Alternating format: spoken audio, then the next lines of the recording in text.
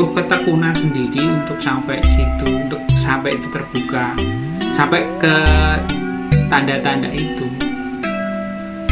Biasanya sudah mutung duluan. Nah, setelah kalau saya itu kan lebih banyak, lebih mendalami ke ya katakanlah meditasi yang aplikatif. Jadi saya lebih ke kekuatan pikiran. Nah, itu kan saya simpulkan dalam sebuah teori, namanya kan saya beri nama Kawruh Wiseso Jati. Jadi Wiseso ketika kita mempengaruhi ini kan, udah kan, nanti akan ada efek baliknya, kita gantian mempengaruhi. Kalau menurut saya, maksudnya ini ketika kita ngomong cipto, kita harus benar-benar ngerti cipto itu sendiri apa, kemampuannya sampai seberapa. Ketika kita ngomong karso itu apa, kemampuannya sampai seberapa. Ketika kita ngomong roso, itu ya kita harus tahu roso itu yang apa dan kemampuannya sampai seberapa.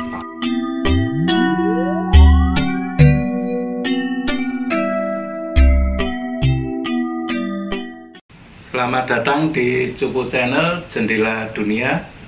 Kali ini kita akan ngobrol tentang fenomena-fenomena di alam meditasi. Bisa itu pengalaman di alam meditasi atau mungkin beberapa kendala di saat mau meditasi atau selama perjalanan meditasi. Mari kita mulai. Monggo Mas Tono, ada pengalaman atau? Nek saya itu kalau kendala itu yang pertama itu malas. Malas itu yang kendala utama di dalam bermeditasi untuk supaya kita bisa rutin. Terus yang kedua itu ekspektasi terlalu tinggi. Kita mengharapkan sebuah fenomena-fenomena yang kita dapatkan atau kemampuan-kemampuan di dalam meditasi, dan kita berharap itu terlalu tinggi. Nah, terus yang ketiga adalah konsistensi. Kita kalau sudah punya teknik meditasi A, terus tiba-tiba ketemu teman, itu teknik itu nggak efektif, teknik wajah gini. Nah, terus pengen ganti teknik B, lalu ketemu lagi nanti teknik C, coba lagi. Akhirnya ya coba-coba, nggak ada pendalaman sama sekali, karena di situ nggak ada konsistensi. Dari teknik A sampai Z cuma di permukaan kulit, ya udah itu akhirnya ya cuma dapatnya cuma kulit itu. Maksudnya ganti-ganti, mencoba banyak metode. Mungkin awalnya karena merasa pakai satu metode merasa belum berhasil gitu. Belum berhasil karena di satu sisi dia belum mendalaminya juga, karena dan di satu sisi lain dan juga dia belum istilahnya itu dia belum mencoba terlalu lama, itu sudah kesusu, sudah ganti teknik gitu loh. Terus mungkin ya ekspektasinya terlalu tinggi, beda gitu ya sebetulnya. Ya mungkin bukan terlalu tinggi, mungkin ekspektasinya, pengertiannya itu nek meditasi harusnya begini. Nah, ternyata dia nggak ngalami itu, terus ganti metode gitu. Ya, karena juga itu dilandasi atas dasar keinginan untuk menjadi seperti yang dibayangkan gitu loh. Ya mungkin yang diceritakan orang, misalnya saya meditasi supaya bisa terawangan gitu.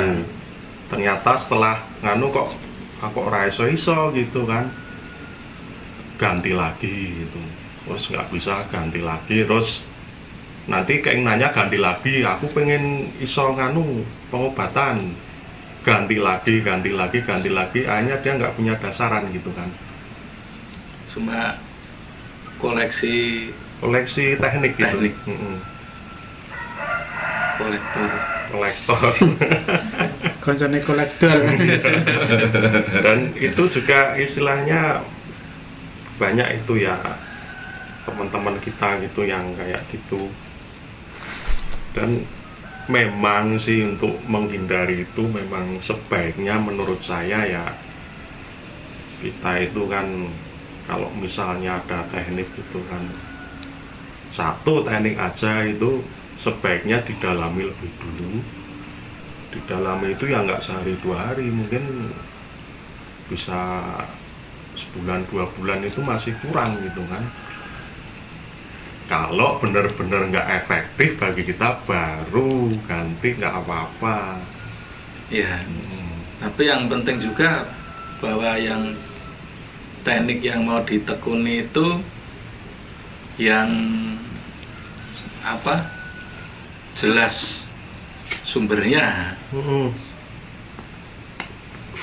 Nah ya memang anu sih apa ya, kadang kita itu teknik itu ya karena kata orang, pakai teknik ini caranya begini-begini, atau baca di internet gitu tekniknya begini, atau tutorialnya YouTube gitu kayaknya begini, langsung dicoba aplikasi, bosen pindah lain, ganti lagi gitu. Itu jadi kita nggak sampai masuk ke dalam gitu. Cuma memang syaratnya untuk masuk ke dalam itu kita harus telaten gitu. Dan yang kedua itu klik di rasa itu. Nah itu yang kedua itu yang sangat berperan itu untuk bisa kita mendalami sebuah teknik di dalam bermeditasi.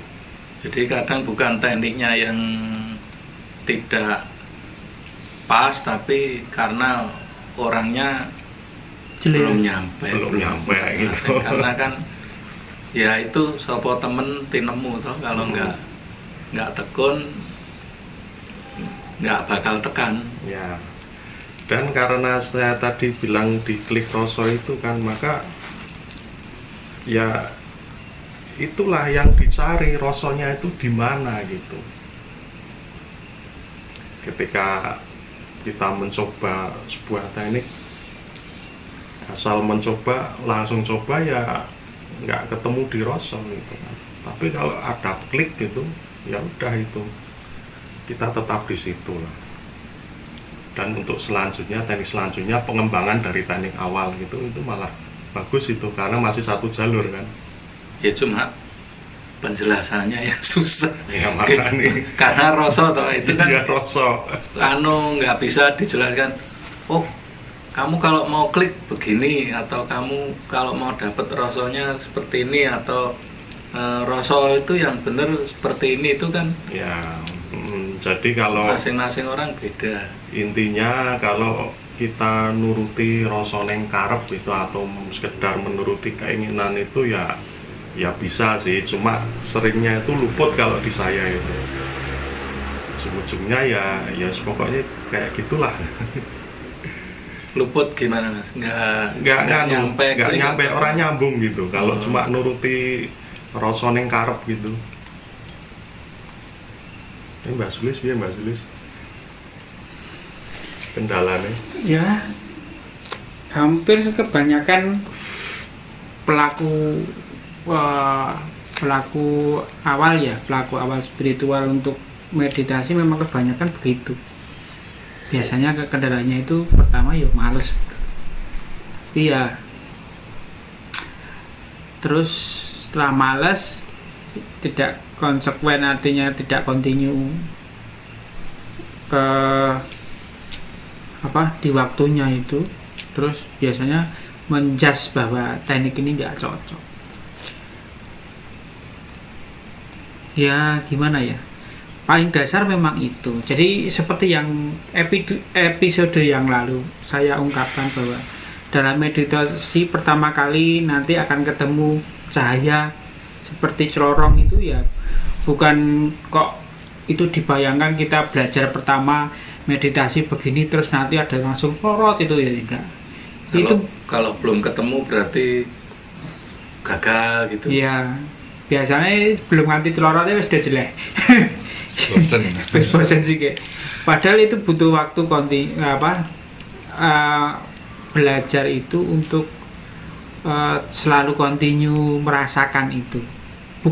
Sebenarnya bukan cahaya itu yang diharapkan, cuman itu kan sebagai tanda-tanda saja. Jadi kalau tidak kelihatan itu ya jangan menyerah, jangan apa YouTube kok orang temu-temu itu juga salah. Ya, tapi kalau sudah ada berangkat bahwa nanti mau ketemu celorong itu malah salah. Yang doyak celorongnya itu aja boleh bayangan sendiri. Ya, makanya itu kan itu bukan yang dituju sebenarnya. Cuman itu ada kisi-kisi waktu kita melakukan meditasi itu nanti akan ketemu ini sekedar kalau kita itu seumpama berjalan atau pergi di jalan raya itu pasti ada rambu-rambunya. Nah ini kalau ada perempatan itu ke kanan kemana, ke stadion, ke kiri ke pasar, kalau terus nanti ke alun-alun gitu pamannya kan begitu. Jadi kalau nggak ada rambu-rambu itu ya sudah terus ya berarti kita masih di jalan yang benar. Di jalan yang benar. Nanti kalau sudah ketemu kan perjalanan waktu sampai ke perempatan itu kan juga nggak tahu awalnya dari mana. Apakah saya itu berangkat 1 km atau 100 meter saja dari perempatan atau saya itu masih ada 5 km sebelum perempatan itu. Jadi kan waktunya itu yang kita tempuh itu juga nggak sama masing-masing. Itu kendalanya. Jadi nggak usah nunggu-nunggu atau nggak usah nunggu-nunggu. Nggak korano celorongnya ya. Mengko disentri orang malah juga yang senter orang astronot liwat. Golek kodok. Enggak ada motor lewat. Ya, nah, iki wis celorong gitu. Itu kan cuma sekedar kisi-kisi atau tanda itu. Lalu biasanya orang itu akan terpacu pada hal itu, padahal itu salah. Itu nggak usah diperhatikan. Tapi kalau kita lihat, sudah sih sampai sini, berarti masih ada perjalanan lagi. Gitu saja, nggak usah dicari-cari kok rano celorote yo atau kok rano gini yo, nggak usah. Terus saja dilakukan. Itu memang butuh ketekunan sendiri untuk sampai situ, untuk sampai itu terbuka, sampai ke tanda-tanda itu. Biasanya sudah mutung duluan. Nah setelah ada tanda-tanda itu, ada celorongnya itu, kemudian kita akan masuk ke lorong. Itu juga lorong itu juga tidak langsung bar perempatan langsung majunya maknyu terus alun-alun atau stadion ya enggak, tapi ya proses lagi nanti lorongnya gimana, berkelok-kelok atau gimana ya ini mati saja. Lorongnya itu seperti apa Mbak? Gambarannya seperti apa itu lorong?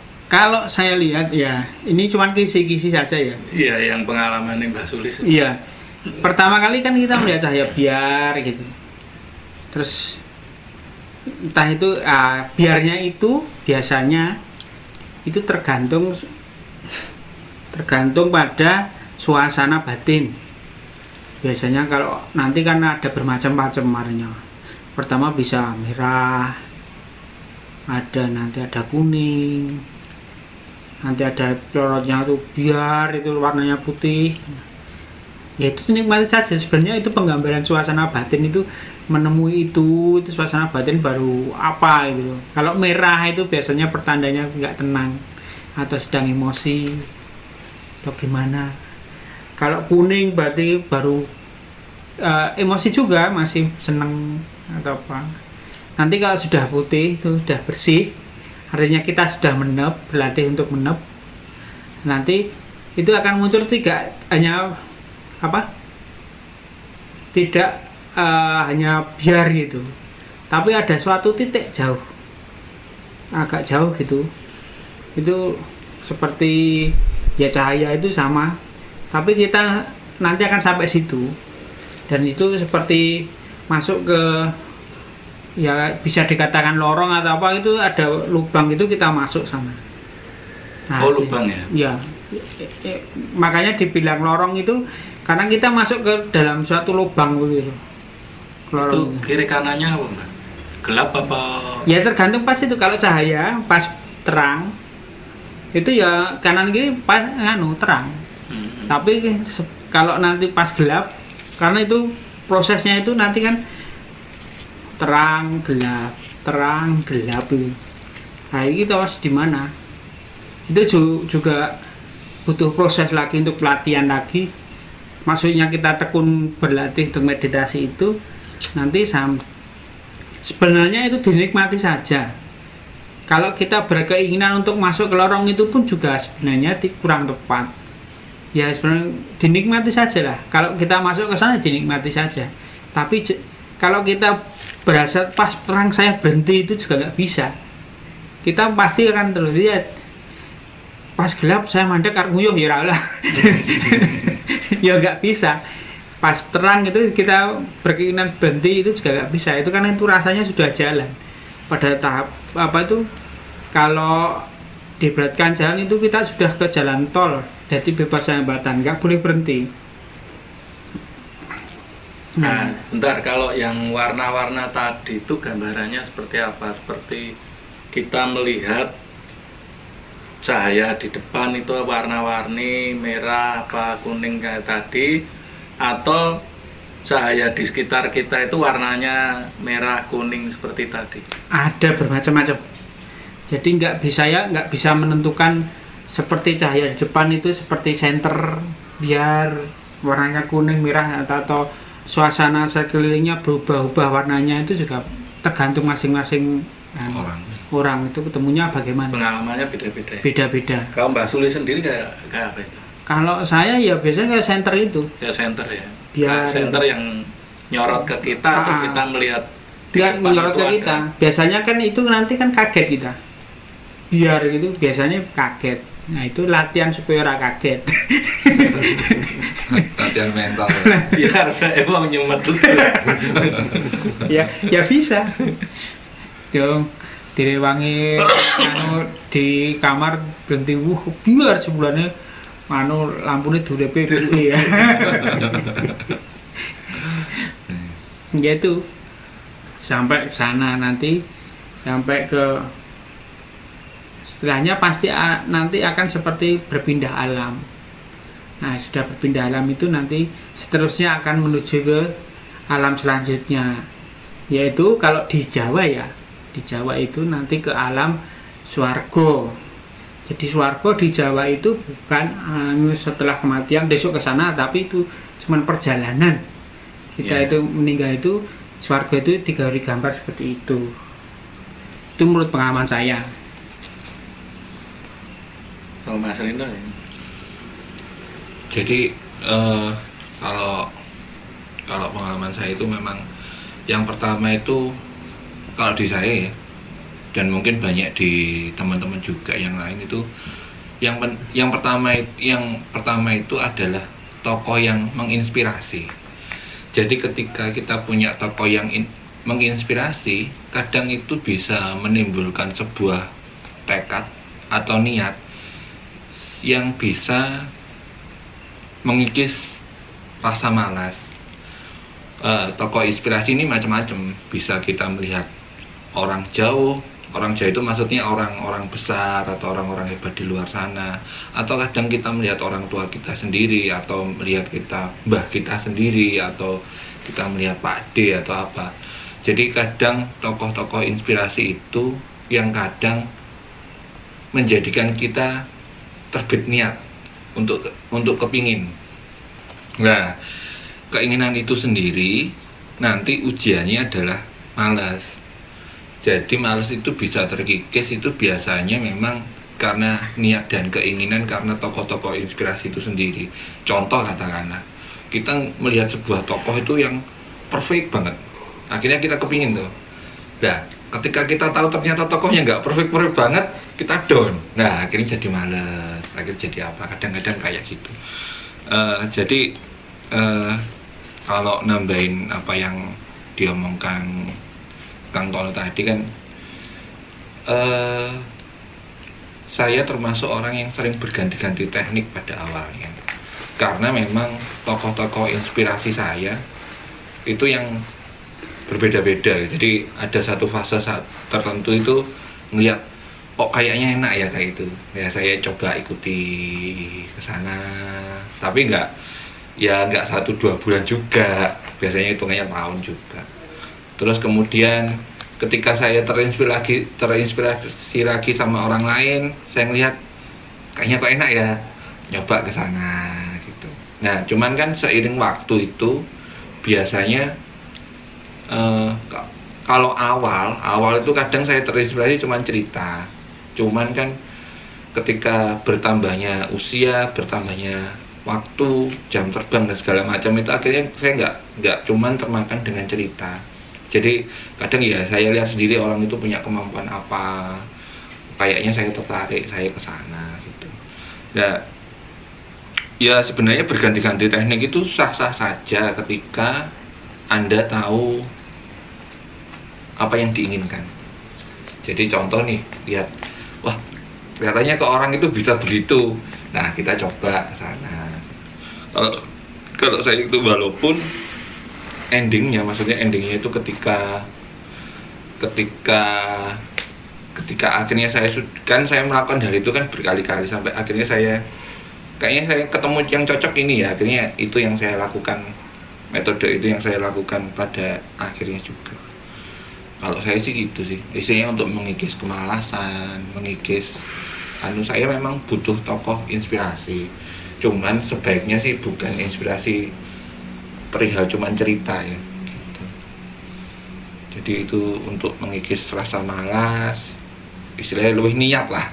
Niat dan malas sih rada kurang.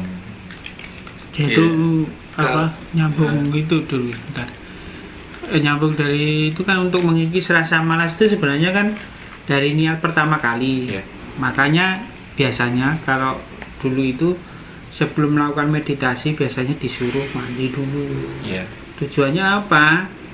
Ya untuk membersihkan segala kotoran. Kalau kita tadi habis bepergian kemudian melewati ono ulere marai gatal kan, berarti kan kita nanti kan lama berdiam diri nggak bergerak, itu godaannya lumayan itu. Nanti kalau terlalu lama kalau kita nggak seger badan itu ada lewere keringet itu, nanti udah kita risih. Di beberapa perkumpulan itu kadang-kadang pakai acara bancaan dulu dan segala macam. Itu kadang-kadang kan untuk nanting niat. Untuk nanting niat si orang itu sendiri. Ya memang sih kadang itu ketika memang orangnya sudah niat sih nggak pakai begituan juga bisa. Cuman kadang-kadang ya memang seorang guru kan kadang delok ini atau ora.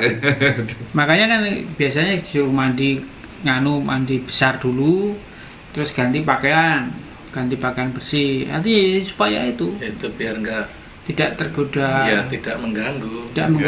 Kemudian tempatnya juga dipersiapkan. Maksudnya persiapan itu juga nggak perlu tempat khusus tapi bersih, nyaman gitu. Ora ono gangguan nyamuk, itu nyamuk juga gangguan karena nanti ya nggak betah, gigit nyamuk juga gitu. Suaranya mbak itu kalau bisa memang tempatnya itu ajak, nggak pindah-pindah kan, supaya energinya itu bisa terbentuk gitu kan ya. Itu makin kuat makin kalau saya kan di dalam kan istilahnya saya itu kalau meditasi itu nggak harus merem sebenarnya kan. Soalnya saya tekniknya itu kayak itu loh, mengawasi itu. Jadi kayak mengamati sebenarnya kan, mengamati rasa, mengamati panca indera dan lain sebagainya. Itu kan kayak nonton gitu kan. Ya, jadi nyetel TV nanti metune apa gitu. Iya, seperti itu kalau saya kan. Jadi bagi yang belajar awal mula-mula, aku pengen gue meditasi teknik apa ya gitu kan, fokusnya kemana dan lain sebagainya. Itu kan kita kan tinggal diam gitu kan, terus pokoknya bersila serileks mungkin gitu, amati dari sekian rasa atau indera yang muncul itu manakah yang paling dominan.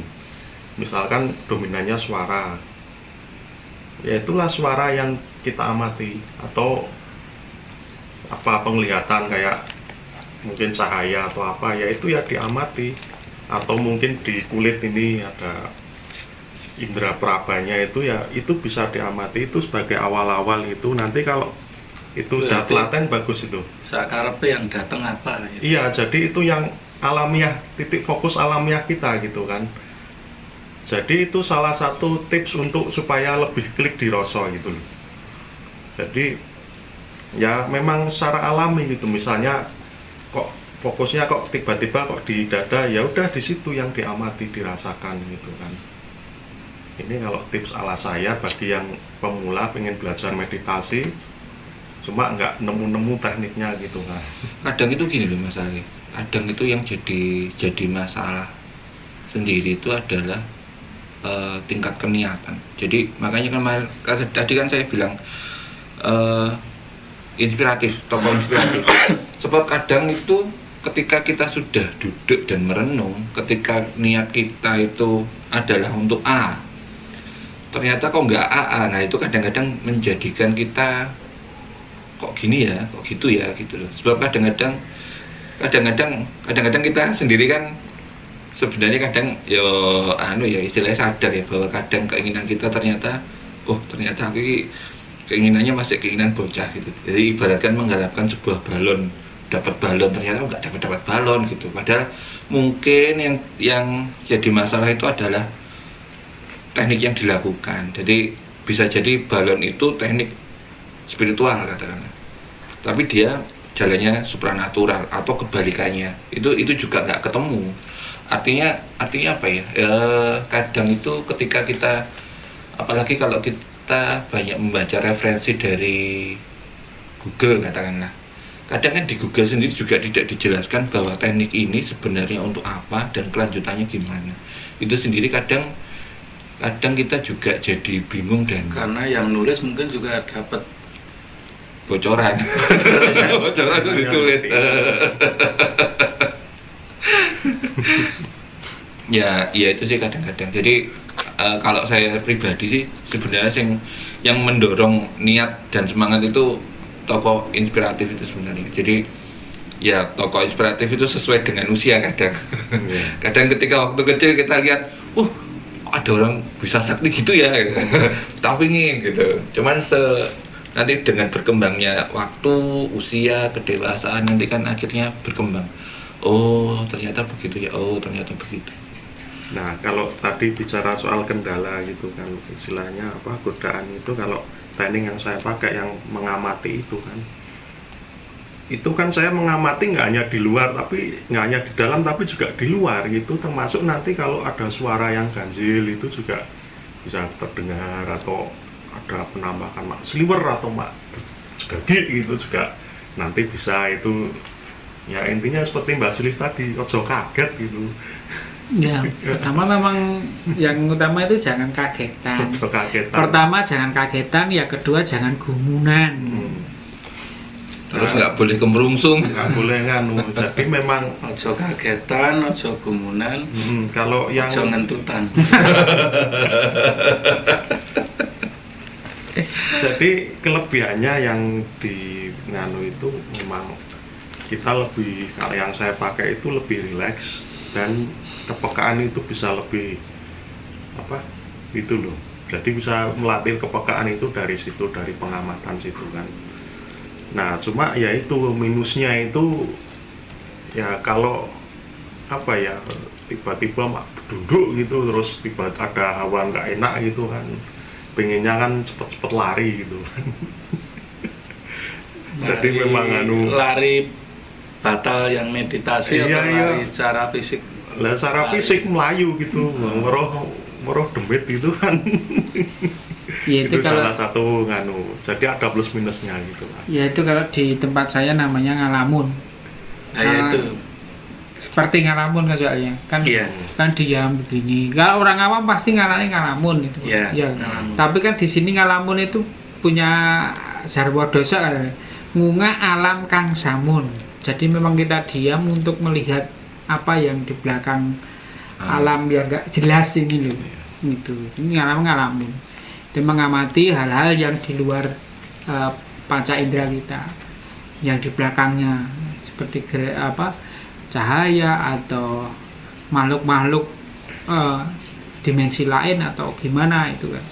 Itu seringnya memang begitu, di tepi sungai terus diem aja, Oke, seperti ngalamun lah persis. Tapi kan bedanya di sini adalah ngalamun di sini kita isi dengan, kan awalnya kita niatnya ke meditasi ya. Kalau sudah niat meditasi berarti kita isinya itu kesadaran, membuka kesadaran apa ya, kesadaran supra atau apa ya namanya? Spiritual. Iya, pokoknya kesadaran inti ya, kesadaran akan ketuhanan, akan ketuhanan, eling, seperti eling itu tak jamin tidak akan kesurupan.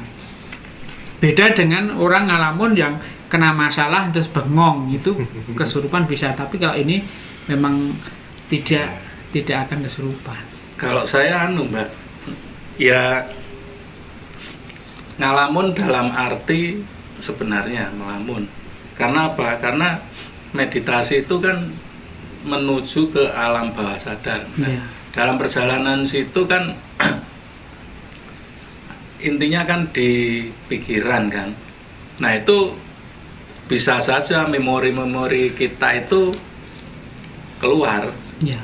Jadi kelingan nopo, nah itu godaannya memang seperti itu, memang benar-benar ngalamun kelingan tadi atau kemarin atau keinginan yang lain, karena itu kan memori di otak. Nah, kemudian masalah teknik tadi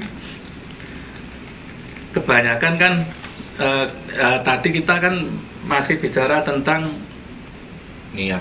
Meditasi itu secara spiritual, artinya kan secara spiritual pun tekniknya bisa banyak. Ada yang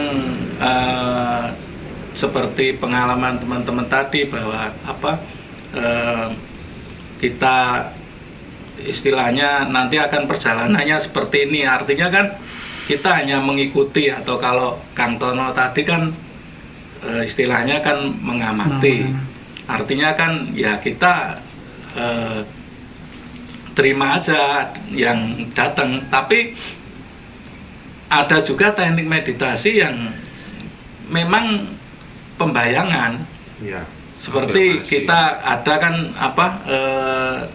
kayak kita seperti bawang dikupas satu persatu sampai ke intinya atau macam-macam, itu saja baru di meditasi spiritual. Belum meditasi dengan sebuah tujuan, misalnya kalau pengen istilahnya terawangan melihat masa depan, atau terawangan melihat sesuatu benda, kemudian mungkin pengen atau kita meditasinya di petilasan atau makam, kita mau kontak dengan itu, kan pasti harus ada pembayangan atau ada apa yang kita bayangkan, bukan mengamati atau mengikuti perjalanan. Termasuk misalnya kita mau pemrograman untuk masa depan, itu kan harus ada sesuatu yang dibawa. Jadi ini beda dengan kita pengen ngarep-arep celorot tadi, atau pengen ngarep-arep nyampe di lorong. Tetapi itu memang sebuah teknik meditasi dengan tujuan tertentu, bukan. Kalau rata-rata memang meditasi spiritual ya menuju ning aja, menuju ning, dan nanti apa yang datang ya itulah kita terima, begitu kan. Tetapi kalau yang bukan spiritual untuk ning itu kadang-kadang kan tekniknya itu tetap harus ada bedanya.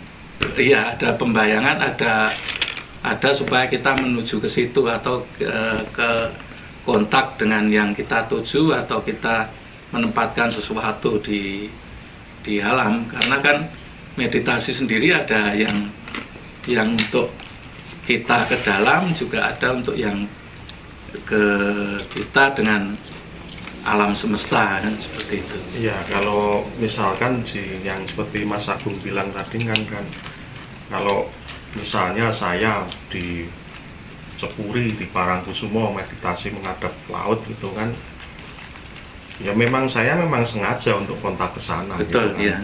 Jadi kan memang itu juga bisa bermakna spiritual dan supranatural kan kedua-duanya kan. Jadi memang kalau hemat saya spiritual dan supranatural itu tidak terpisahkan. Iya, memang itu teknik meditasi. Makanya tadi kan spiritual itu artinya kita hanya fokus menuju ke hening aja. Tetapi ada yang punya hajat tertentu, Jadi kalau seperti itu kita memang ada sebuah titik, istilahnya itu apa ya, gambaran besar gitu kan. Kalau misalnya di sana itu misalnya Nuwun Sewu ada Kanjeng Ratu Kidul yang di istilahnya Laut Selatan gitu kan, ya sudah kita niat kontak ke beliau, ini contoh ya, tapi kan nggak terus membayangkan beliau pakai baju kemben hijau dan lain sebagainya, nggak usah, kita tinggal niat kontak ke beliau lalu kita sumarahkan, lalu ya sudah kita tinggal amati saja secara santai gitu.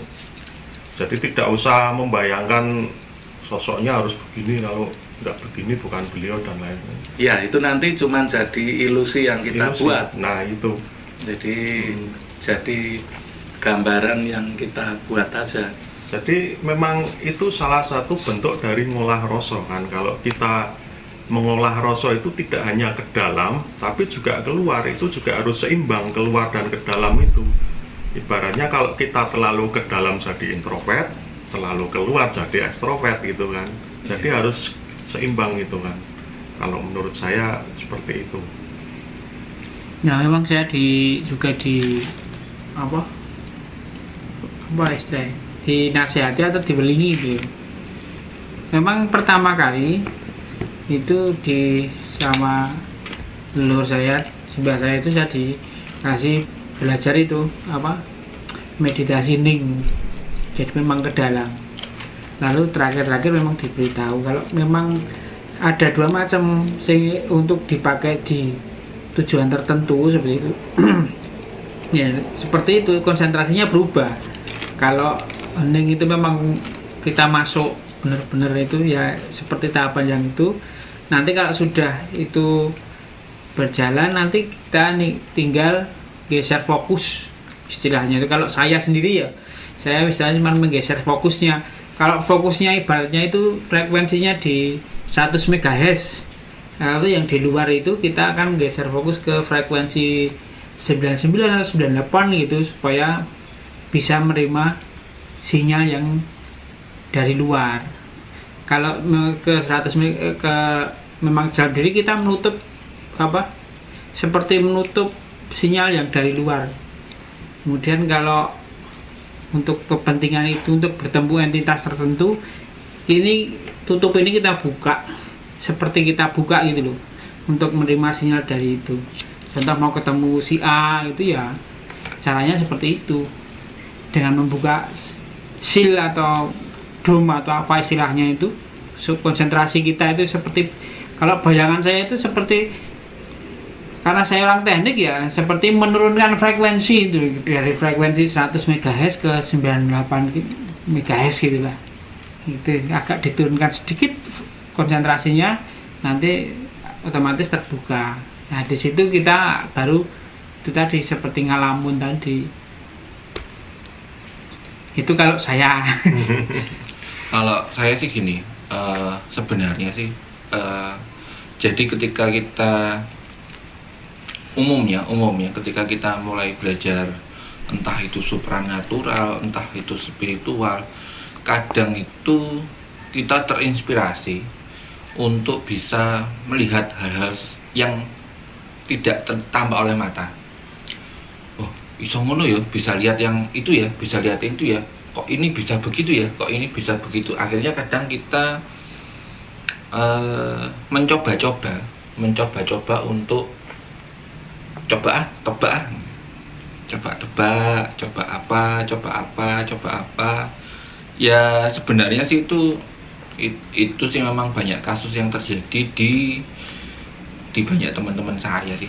Jadi ya gimana ya, maksudnya gini, memang kadang banyak orang berlatih sesuatu yang halus itu harapannya untuk bisa melihat sesuatu dimensi atau suatu alam yang lebih halus dari yang kasat mata sekarang.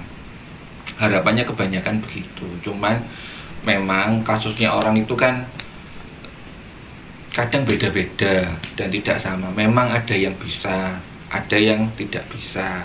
Artinya itu kasusnya tidak bisa itu macam-macam. Nggak cuman sesimpel dia salah teknik apa itu. Kadang-kadang nggak sesimpel itu. Maksudnya itu kadang ketika diruntut lebih jauhnya itu kadang ada hal-hal yang lebih mendalam. Bisa jadi kalau yang positif powernya lebih gede. Dia katakanlah keturunan yang memang punya sel-sel darah yang baik, atau memang dia kalau tidak melihat bangsa yang agung tidak bisa, ada yang begitu, atau ada yang dia sama sekali tidak bisa merasakan. Maksudnya itu tidak bisa langsung analisanya kalau gagal begini karena begini, nggak bisa. Itu kadang sebab-sebabnya banyak. Itu yang pertama. Jadi ketika kita belajar begitu, terus kita ingin begitu, kadang kita harus menemukan teknik tertepat untuk kita sendiri. Dan baiknya sih memang kalau ada pembimbing. Jadi pembimbingnya kadang, oh kamu nggak tepat pakai cara ini, coba cara ini, coba cara ini, coba cara ini. Itu kadang-kadang bisa jadi lebih efektif untuk kecepatan waktu. Nah, kemudian untuk katakanlah dimensi yang di luar, istilahnya dimensi gaib ya. Dimensi gaib itu kadang-kadang itu delusi atau pemikiran kita, itu kadang-kadang pengaruhnya sangat-sangat besar. Makanya kalau dulu saya disarankan sebelum mental kita kuat, sebelum batin kita kuat, kita tidak disarankan untuk masuk ke melihat alam itu dulu. Kenapa? Nanti itu penggambarannya soalnya sesuai dengan apa yang kita ingin. Nah, ketika sesuai yang kita ingin, itu kadang-kadang kan jadi masalah. Salah satu contoh, ketika taruhlah saya ke Gunung Kawi gitu, meditasi, terus saya lihat Megatron gitu. Ketika tanya, aku dulu apa? Aku dulu Megatron. Temen saya ngetawain, wow, gak mungkin nonton Megatron. Tapi pada kenyataannya kita lihat Megatron. Maksudnya dalam bayangan kita Megatron. Tapi yang jadi masalah itu ketika mungkin kita malu ya ngomong Megatron. Aku dulu wong Klambi Jawa. Oh iya, ketoke bener. Padahal belum mesti juga gitu loh. Artinya kadang-kadang delusi itu menyebabkan sebuah bayangan-bayangan yang kadang-kadang ketika kita tidak mengerti benar ini sebenarnya adalah bayangan keinginan kita atau tidak, itu yang kadang-kadang menjadikan penampakan itu. Sama kayak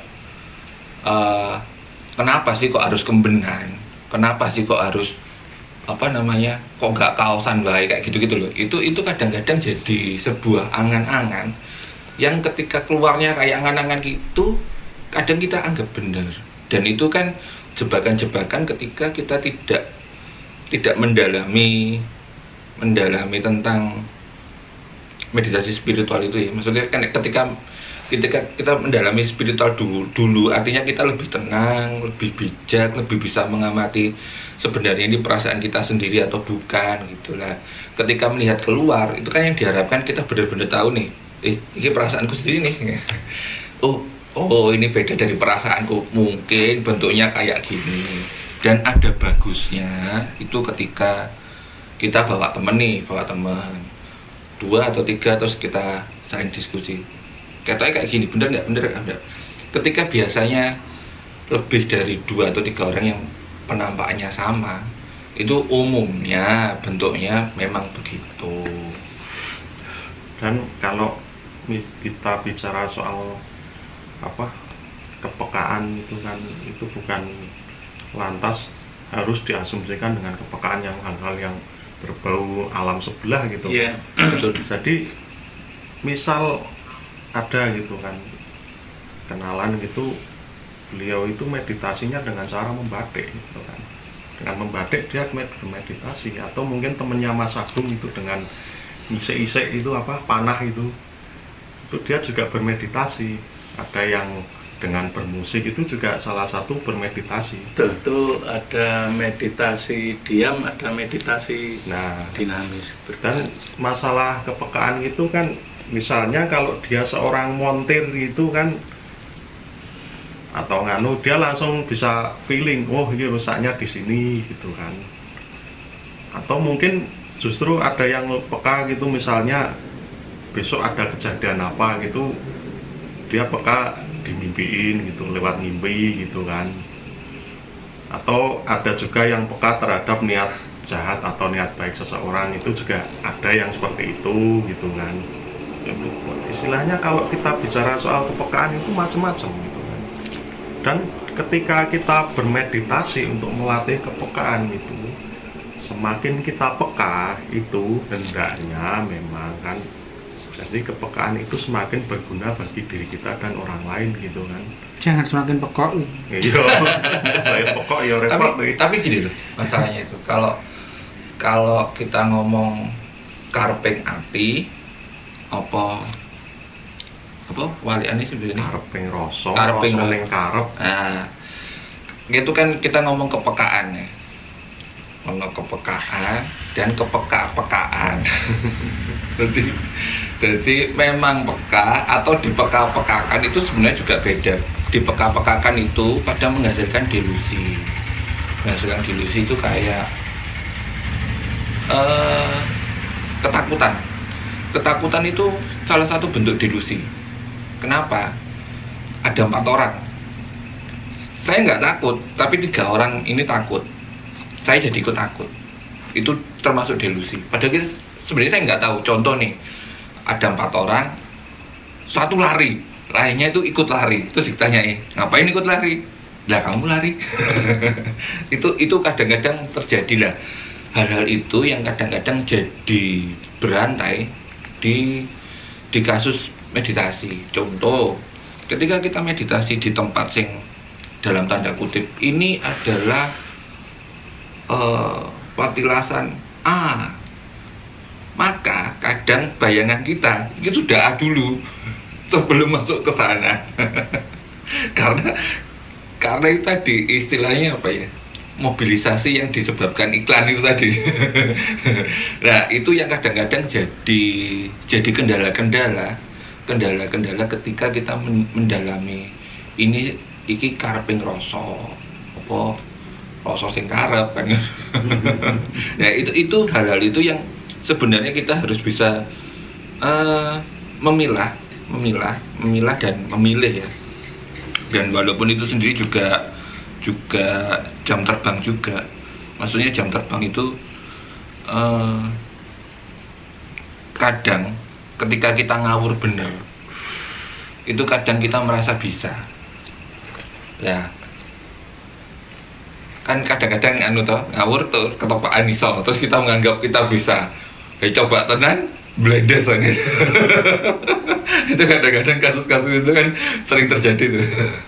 Ya, makanya kalau saya sendiri kan di samping ada fase meditatif yang ya seperti itu, yang mengamati dan lain sebagainya, terus kita dapat penampakan, terus sensasi dan lain sebagainya, itu kita ada namanya fase yang setelah itu fase kontemplatif gitu kan. Kita kontemplasi gitu, tadi dapat apa, lihat apa, itu kita renungkan gitu kan, terus kita rasakan gitu kan, kising bener-bener saya ngelaku sing ndi gitu kan. Nah di situ juga kita juga belajar gitu, istilahnya kalau kita pengalaman yang fase meditatif itu kan, itu yang pengalaman yang istilahnya sifatnya itu lahir, dalam arti panca indera kita itu berperan gitu kan, walaupun orang lain nggak lihat tapi kita lihat. Cuma yang pengalaman yang batin itu yang sudah masuk ke perenungan kita nanopo rayo, terus Di situ juga kita bisa ngrumangsani kok kaya mungkin aku didawuh siapa gitu yang misalnya Brawijaya gitu, apa ya tenan gitu. Itu kita bisa ngrumangsani lah, sadar dirinya itu kita di situ. Dan dari situ kita bisa melahirkan sebuah pemahaman-pemahaman baru tentang spiritualitas gitu kan, dari perenungan-perenungan itu. Walaupun sensasinya nggak wow, nggak wah, tapi kalau kita renungkan secara dalam itu juga akan menghasilkan pemahaman yang mendalam juga gitu. Gitu. Ya itu tadi kan balik lagi dari teman-teman itu kan intinya bahwa itu meditasi untuk spiritual. Jadi memang tidak boleh membawa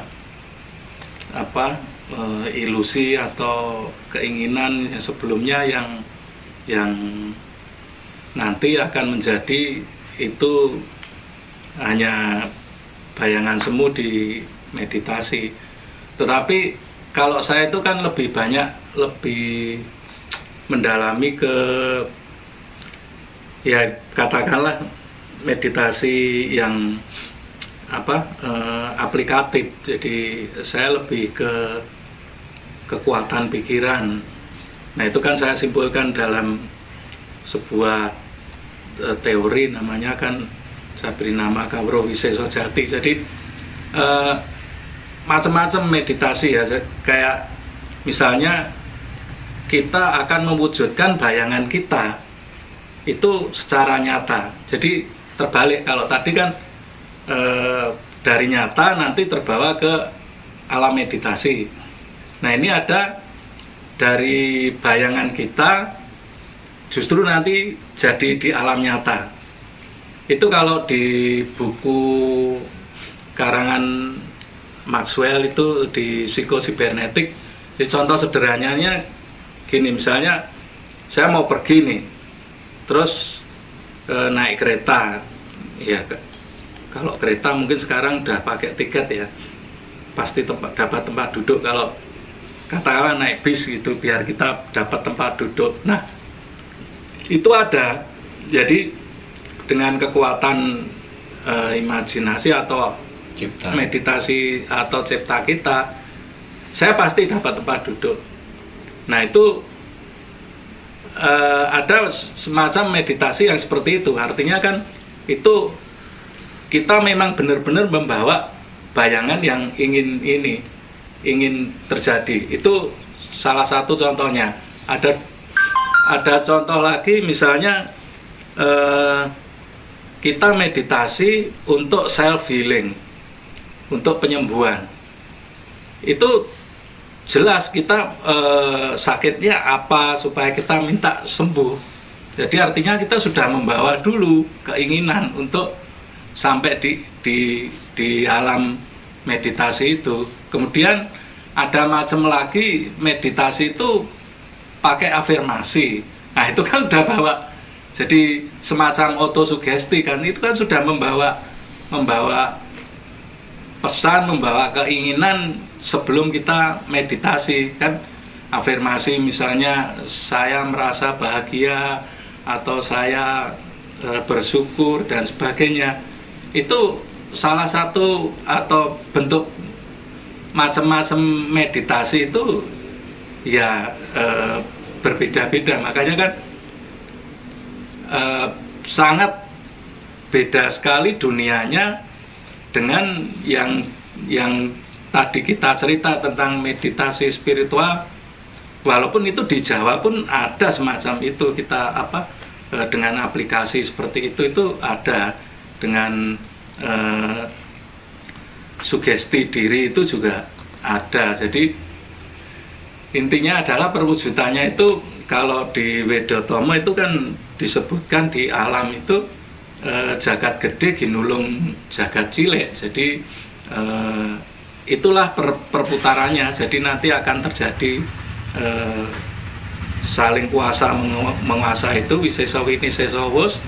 Nah ketika itu sudah manunggal atau sudah atau selaras, ya itu yang nanti akan terjadi. Jadi agak berbeda, makanya kan saya tidak pernah. Jadi mungkin kuncinya yang di episode yang lalu, kenapa yang lain-lain tuh ceritanya dalam perjalanannya itu ketemu kadang makhluk astral atau apa, atau ketemu cahaya, ketemu apa, itu karena lebih banyak ke meditasi spiritual. Tapi kalau yang aplikatif itu kan sudah ada, jadi makanya saya nggak pernah ketemu, karena saya lebih banyak ke yang aplikatif itu tadi. Jadi untuk menuju ke sana, walaupun ketika nanti meditasinya itu memang pengen hening, ya suasananya nanti akan ketemu hal yang sama. Jadi memang macamnya itu banyak sekali, dan banyak sumber, banyak semacam meditasi misalnya mengolah cakra, ya kita nggak akan ketemu yang namanya lorong, yang namanya cahaya. Itu ya rasa itu, cakranya itu benar-benar akan terasa, dan memang kita masuk ke situ semacam itu. Nah, kalau yang nuwun sewu ini yang Mas Agung bilang tadi kan, kalau yang aplikatif itu kan sebenarnya kalau saya sendiri untuk istilahnya memboosting istilahnya kemampuan diri sendiri, dan itu cuma menyangkut pada diri saya sendiri, itu bagus. Cuma kalau kita sudah menyangkut pada orang lain, nah itu memang kita harus pahami sebuah hukum sebab akibat gitu kan. Misal saya pengen jualannya laris gitu kan, ya bisa laris, cuma kan ketika misalnya lapak saya laris, lapak sebelah mungkin nggak jadi laris gitu kan, dan sebelahnya kan, dan itu mengaruhi istilahnya rezeki dalam tanda kutip orang lain gitu. Nanti kan seperti itu, kalau menurut saya itu nanti ada beanya, ada akibatnya kan, seperti Mas Agung bilang kan, wiseso winiseso, ketika kita memengaruhi ini kan, udah kan, nanti akan ada efek baliknya, kita gantian dipengaruhi. Nah seperti itu. Jadi ya kalau untuk aplikasi syarat diri sendiri untuk ya masih bagus. Mak kalau yang orang lain itu mestinya kita harus tahu akibatnya seperti apa gitu. Iya, itu ya, beanya seperti apa. Itu beda hal. Okay. Karena kan sebuah ya intinya kan meditasi itu kan untuk kita sendiri, bukan mempengaruhi, dan kalau itu sih ke moralitas, ke pertimbangan kita sendiri. Tetapi makanya pilih-pilih toh, mau kemana itu kan, itu filternya itu di akal budi kita. Tetap bisa dipakai, cuma kalau kita sudah tahu sebab akibatnya itu kan kita menjadi lebih wise lah. Ya, jadi istilahnya gini loh, maksudnya ini ada begini dan resiko seperti ini, atau kamu akan dapat ini, ya monggo gitu loh. Istilahnya semua itu pertimbangannya dari diri sendiri kan, dari masing-masing itu. Ini mungkin pendapat yang berbeda nih. Tadi kan Mas Agung menyampaikan pendapat bahwa alam pikir itu ketika bisa diolah bisa menghasilkan sesuatu hal yang luar biasa. Ini mungkin sesuatu yang berbeda. Jadi nggak tahu ini yang saya rasakan salah atau banyak orang yang juga yang mengalami kayak saya. Jadi kalau saya itu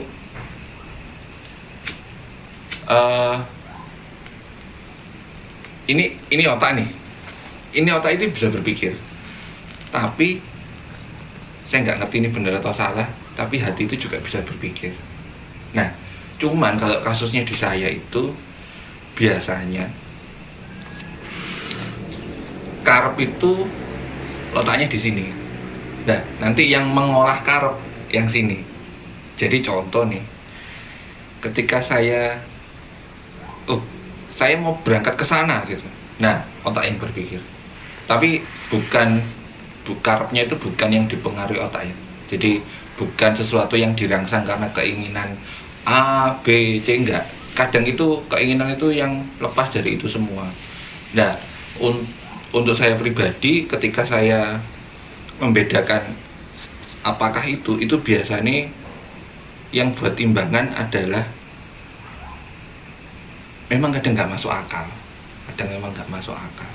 Maksudnya nggak masuk akal itu kayak mungkin kasusnya hampir mirip kayak Mas Agung. Jadi kayak gini, saya itu katakanlah saya keburu-buru ke Surabaya. Tiba-tiba saya ingin berangkat ke Surabaya pada menit-menit terakhir, kereta mau tutupan. Harusnya kan teorinya kursinya habis. Tapi saya sangat yakin saya bisa ke Surabaya hari itu, naik kereta itu. Akhirnya mengaplikasikan otak. Oke, aku tak budal, tak beli tiket di tempat tiket. Itu kan otak ya. Maksudnya kita nggak mungkin langsung nyelonong masuk gitu kan, bisa digebuki gitu kan. Nah, jadi beli tiket. Dilalai tiketnya ada. Nah, itu kasus yang kehendak yang kadang sering terjadi di saya. Jadi kadang-kadang gini, kadang yang karepe otak itu ngelihat gini, korek kita coba api dengan tekniknya otak saya bisa gak ketara. Tapi kadang-kadang di hati itu kadang-kadang ada yang berteriak ojo. Ya itu rasa itu kan. Itu rasa. Makanya gini masanya saya sendiri juga nggak ngerti itu rasa atau bukan, karena sebenarnya kalau bilang itu rasa itu bentuknya nggak kayak rasa. Jadi ketika saya ngomong itu internal atau eksternal saya juga nggak tahu sih. Maksudnya mungkin saya masih belum sampai ke tahapan situ. Cuman kalau itu bilang apakah itu rasa, saya pastikan bukan. Jadi itu sesuatu yang kadang-kadang keluar begitu saja, dan kalau Mas Agung tadi sempat ngomong ke Wiseso Wus, kadang itu karena saya keseringan begitu, banyak orang itu nganggap saya aneh gitu. Jadi katakanlah, iki wayahe ngene, saya tinggal tidur. Karena ketika ini memerintahkan turu baik, badan saya ini langsung ngantuk. Padahal itu habis tidur. Nah ya. Itu kan syaratnya itu kan terjadi itu jika cipta rasa karsa itu sama. Itu makanya jadinya kerentek gitu kan untuk ini. Jadi nah itu tadi yang kehendak yang benar, kehendak sejati itu adalah kehendak yang benar-benar diimbangi dengan rasa dan cipta. Nah ketika tadi kalau mau naik kereta kan itu kan udah kerentek, aku dijo itu cipta rasa karsane wis nyawiji. Nah itu jadi, tapi ketika tadi bilang mau ngambil korek itu kan cuman karso, dan itu bukan kehendak yang sejati. Karena apa? Rasanya nggak mau, tidak berbarengan. Sama seperti kalau orang punya kehendak, misalnya saya pengen dapat uang atau saya pengen dapat beli mobil, ya itu cuman kehendak, boleh-boleh saja. Tapi apakah itu kehendak yang sejati dari dirinya? Belum tentu. Saya pengen beli mobilnya apa? Katakanlah mobil yang terbaru. Nah terus nanti untuk second piye ora apa-apa. Nah itu berarti bukan kehendak yang sejati. Kehendak yang sejati itu kalau saya ibaratkan tidak bisa ditawar dan tidak mikir apakah itu nyata apa enggak. Kayak gambarannya itu kayak orang jatuh cinta. Jatuh cinta itu kan yang penting aku iso entuk kuwi, mbuh rupaku jane welek ono ayu. Itu enggak mikir. Terus apakah orang itu nanti nompo atau enggak, atau Bandung itu nggak mikir, tapi tetap berjuang untuk mewujudkan. Iya. Itu gambarannya seperti itu. Jadi kalau misalnya saya pengen itu saem iso pora gitu, kita sendiri nggak yakin, ya itu bukan kehendak, itu meng nafsu, itu meng angen-angen, itu meng keinginan sesaat, itu nggak terwujud. Tapi nah, cepat lambatnya itu terwujud itu ya tergantung besarnya rasa itu kan akan jadi power, akan jadi kekuatan, dan bagaimana tiga unsur tadi cipta rasa karsa itu cepat menyatu. Nah itu kadang-kadang itu tidak kita sadari, makanya jadinya itu sepoto umpatan. Ya, jadi kutukan. Jadi seperti misalnya cerita Paling kundang. ini Candi Prambanan misalnya gitu. Sing siji kowe, itu kan saking rasane emosinya itu gede, dan itu jadi karsonya itu kan pengaruh toh. Nah itu akan terjadi. Nah kadang-kadang habis itu malah jadi nyesel loh. Tadi aku ngomong kayak gitu. Nah itu perlunya tadi pengendalian. Nah, yang di nganu Rino itu menurut saya ya memang rasa, cuma kan kalau kita memandang dari sudut lain kan itu sebuah bisikan dari sedulur pribadi gitu lah. Jadi alter egonya lah gampangannya gitu. Ya yang ngelekke rasa. Tapi kan. sing pengen karso. Nah, itu berarti kan bukan karso sejati. Iya. Jadi gini sih sebenarnya, memang ketika kita ngomong cipta, kita harus, kalau menurut saya maksudnya ketika kita ngomong cipta, kita harus benar-benar ngerti cipta itu sendiri apa, kemampuannya sampai seberapa. Ketika kita ngomong karso itu apa, kemampuannya sampai seberapa. Ketika kita ngomong rasa, itu ya kita harus tahu rasa itu yang apa dan kemampuannya sampai seberapa. Itu nanti jadi artinya gini sebentar. Artinya itu sebenarnya ketika itu masih gumulung menjadi satu dan itu berjalan sebelah-sebelah, itu kadang-kadang kita sangat kesulitan untuk mendefinisikan iki jane ciptaku apa karepku. Enggak, jadi berarti tadi bukan ini Mas, kalau saya itu bukan karso itu kekuatannya seberapa, rasa itu kekuatannya berapa, itu dari orangnya. Kekuatan keinginan orang itu seperti apa, kekuatan rasa orang itu seperti apa, kekuatan cipta itu seperti apa, dan kekuatan dia mensinkronkan cipta rasa karsa itu seperti apa. Karena gampangnya tidak ada yang mustahil, dan itu akan terjadi ketika semua itu sudah sinkron, dan kekuatannya, kecepatannya itu ya tergantung keyakinan dan perwujudannya. Kalau saya gambarkan itu, kalau kita mau meniatkan sesuatu, katakanlah saya pengen beli HP baru, itu bagaimana kita kayak menggambar.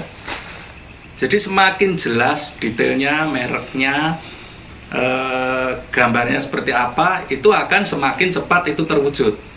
Tetapi keyakinan kita itu kadang tidak sekuat itu. Kadang atau mungkin keselimur yang lain, gambar ini akan jadi buram. Jadi semakin kita yakin itu akan ngandeli gambar itu, semakin kita ragu itu akan memudarkan gambar itu. Nah, tugasnya apa? Ya bikin itu gambar jelas, dan itu akan terwujud. Nah, kalau saya yang karena antara cipto dan karso itu bisa direkayasa gitu kan, dalam tanda kutip, sedangkan rasa itu susah. Maka yang menjadi panglimanya itu kalau saya di rasa itu kliknya di mana dulu, baru setelah itu Cipta dan Karsonya itu mengikuti gitu loh. Saya begitu. Bisa seperti itu, Ya. cuman makanya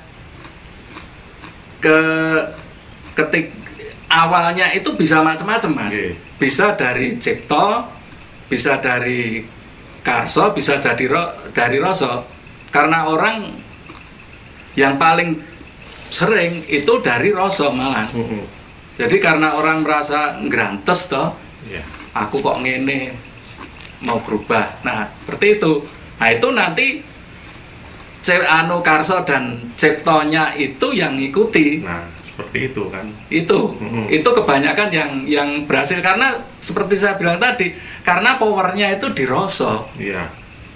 Rasa ini yang membawa Karso Nah, menuju Cipta.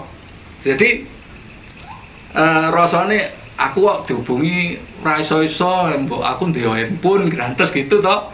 Nah, itu kan wis nggawa Karso tadi, Iya. tuku handphone. Nah, nanti Ciptane handphone sing iki aku senenge. Nah, seperti itu. Tapi kalau dari awalnya dari Karso itu masih kurang kuat. Kenapa? Karena ya tadi Karsone ini Karso sejati po dudu. iya. Karepan yang bener-bener butuh. Karepe Karso apa karepe Pawiro, Tondro dan Sebule Mbah Jaya ya.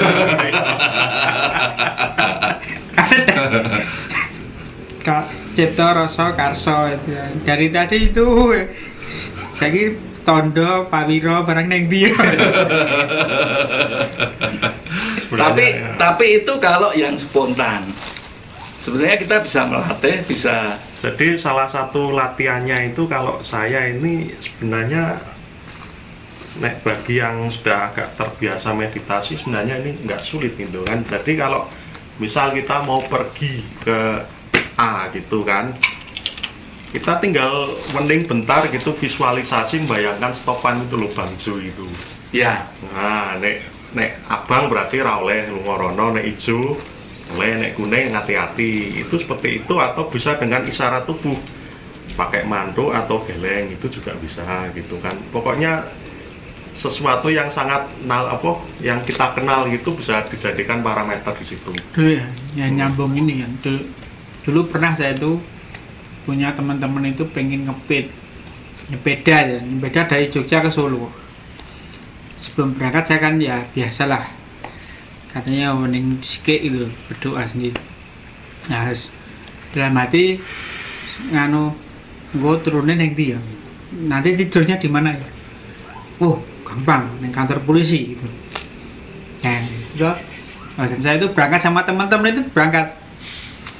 Pada sampai Solo juga, padahal di jalan itu sudah diingatkan, kono operasi sepeda. Ya sampai Solo nggak apa-apa, nggak ada halangan. Saya tadi ya bicara dengan itu isinya lancar sampai di alun-alun Solo, alun utara. Akhirnya dia turun nanti, saya kan tanya gitu sama teman. Ya nengane bae to ngono. Ya tapi karena saya tadi, aku mau neng kantor polisi ya. Ternyata niat teman itu tidur di alun-alun, dihampiri polisi. Ini dari mana? Dari Jogja, Pak. Ikut saya kantor juga. Di saya juga ditanyai bentar langsung, ya sudah.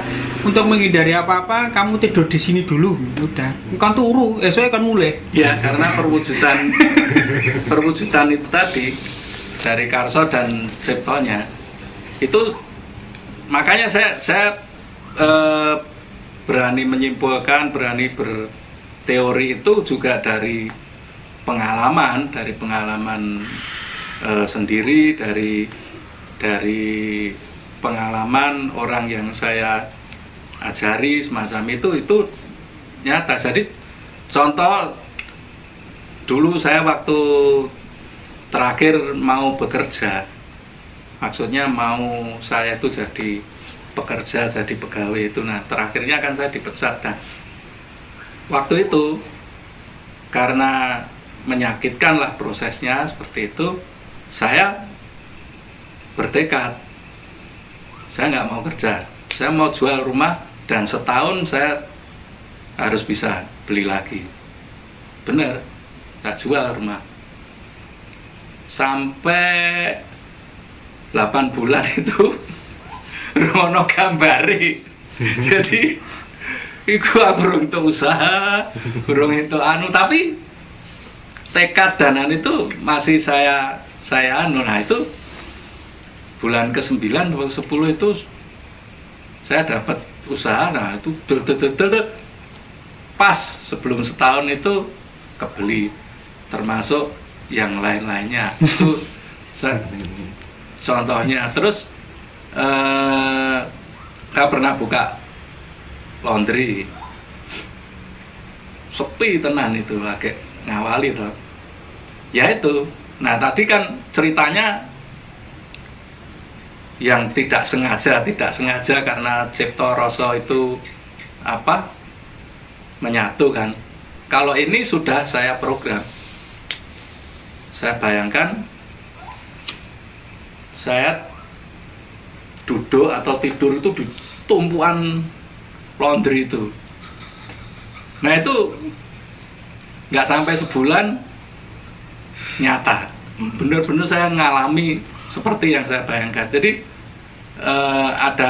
ada satu teknik ya semacam itu kita belum bicara meditasi yang lain yang bagaimana self healing dan sebagainya. Jadi makanya saya bilang tadi kalau saya itu lebih banyak ke aplikatif, ke penerapan afirmasi ya. Jadi saya nggak pakai afirmasi, cuman penyatuan Cipto Rasa Karso itu bagaimana bisa menyatu. Ada banyak teknik, ada banyak cara, termasuk milih undian barang ini.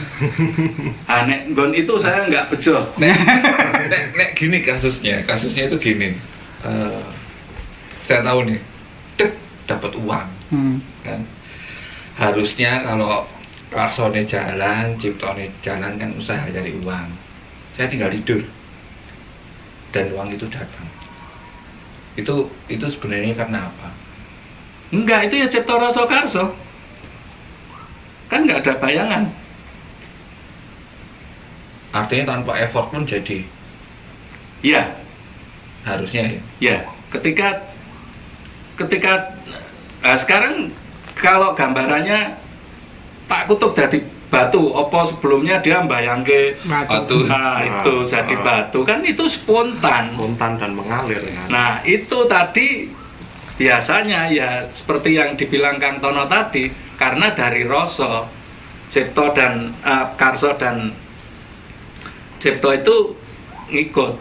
Jadi ada, kalau kita pas meditasi itu terutama kan itu kan ketika itu terjadi itu bisa dititeni itu rasanya, sensasinya itu seperti apa gitu. Dulu contoh kan,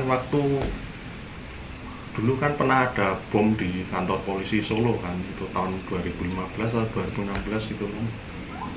Itu saya itu kan sore itu kan saya bermeditasi, itu kan kayak liar-liar gitu loh, ada kok kayak ono kantor, terus kayak ono mercon gede jeblok ning ngarepe gitu. Terus habis itu saya pergi ke Solo, ketemu teman-teman, ternyata bener hari itu di situ ada bom itu di Solo gitu kan. Terus ada lagi gitu kan, contoh kedua, waktu meditasi gitu kan, kayak kesadarannya itu kayak diambil sebentar gitu, les gitu kok. Tahu-tahu di bawah saya itu dalam tanah itu kayak ada nogo lewat itu, itu terus 2 detik kemudian ada gempa gitu. Itu juga kita bisa niteni gitu kan, bahwa kalau yang seperti ini, rasanya seperti ini, sensasinya seperti ini akan menjadi kenyataan gitu. Dan itu butuh jam terbang gitu. Itu benar Cipto Rasa Karso, cuman beda. Kalau itu tidak dibuat, itu ketika kita menyatu Cipto Rasa Karso ning terus dikirimi WA sama sing ngerti. Ya, itu beda. Nah itu nggak bisa direkayasa. Kalau misalnya jenengan sesuk anu kedadian apa ya, Nah itu ngarang dia. Ngarang malah orang kedadian. Nah, tapi ketika itu datang, itu memang nyata dan ketika kita harus menyampaikan itu berat. Jadi ya kita nggak bisa, maksudnya dikai gambar, kayak video toh, dikasih video sesuk iki ngene. Ya nek saya itu rasane aku nek ra ngomong ki koyo ngampet gitu loh. Ketika saya menyampaikan ya wes tak sampaikan, tapi saya tidak berusaha mencegah itu jangan sampai terjadi. Ya, poin maksud saya adalah bahwa sensasi atau rasanya atau kondisinya itu bisa dititeni Mas Agung pas waktu itu loh. Iya. Termasuk pas waktu menyatukan Cipto Rasa Karso itu bisa diteni kalau saiki bakal kedadian. Betul. Ya. Itu rasanya, makanya itu nek saya apa tandanya ora iso dimpet, nggak bisa diingkari. Kayak begising gitu. Iya, bener. Nek nggak dimpet, Mbak. Ora iso. Kayak iso kalau brojo. Iya nek watu, nek renek ya ora iso dimpet. Itu rasane ya memang ada beda gitu. Ada keyakinan, ada ya itu, dan kita nggak bisa. Kalau saya sih nggak bisa ngomong engko bakal ngene, enggak. Cuman ya wes rasane gitu. Kayak kemarin waktu saya cerita tadi, awalnya kan bisa terasa itu setelah terjadi. Iya. Oh, aku wis tahu iki kayane ngene. Kok kaya wis tahu tak alami. Nah, jafu. Terus kita ada di tengah. Wah, aku wis tahu ngalami. Nah, iki engko ketoke bar iki ngene. Nah, sampai tadi sebelum terjadi, oh kayane bakal arep ngene. Nah, itu memang dari tahapan-tahapan. Nah, nek carane ngono engko aku ya selali. Lindo aku. Orang ngerti Mbak ngono piye gene ra njaluk. Kelihatannya cukup menarik juga ya, karena dari tadi kendala-kendala sampai aplikasi-aplikasi. Kalau kita akan panjang lebar. Mungkin next episode saja. Ya, baik. Kita cukupi dulu obrolan kali ini di Cepu Jendela Dunia. Sampai jumpa.